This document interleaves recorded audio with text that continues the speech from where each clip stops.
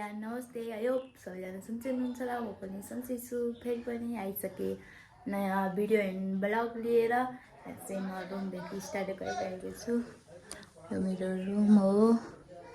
त्यस्तो केही छैन हेलो एभ्रिवान म चाहिँ आज होममेड मोमो बनाउन लागेको होममेड भन्दा पनि आज चाहिँ गहुँको पिठोको मोमो बनाउन लागेको चिकन मोमो अहिले हेर्नु होला एकछिन म चाहिँ आटा गुनेर राखिसकेँ यता मासु रेडी भइसक्यो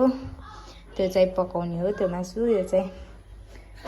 किमा बनाउन एभ्रिवान म चाहिँ यहाँ पियाज काट्दैछु मोमो खानको लागि होममेड खै के कस्तो हुन्छ हेर्नु होला अहिले लास्टसम्म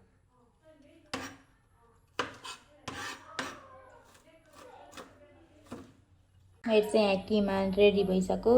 जिन्दगी पहिलोचोटि मोमो बनाउँदैछु के कस्तो हुन्छ हेरिदिनु होला स्टे ट्युन गाइस हाम्रो मोमो यता रेडी हुँदैछ यता तेल तात्दैछ झोल मोमो अब लेट्स सी हेरौँ कस्तो हुन्छ यो मोमो चाहिँ यतिले बनाउनु भएको है यता रोटी बेल्दै हुनुहुन्छ त्यसो भने म यहाँ पकाउँदैछु मसला हालेर एकछिन भेटौँ ल बाई मोमो कस्तो हुन्छ कुकर मोमो गहुँको पिठाको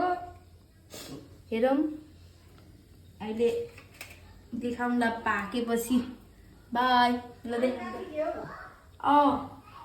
लगाइदिउँ ढक्क हेर्नुहोस् साथीहरू हाम्रो झोल मोमो खासै राम्रो त छैन त्यही पनि यहाँ पाक्दैछ कस्तो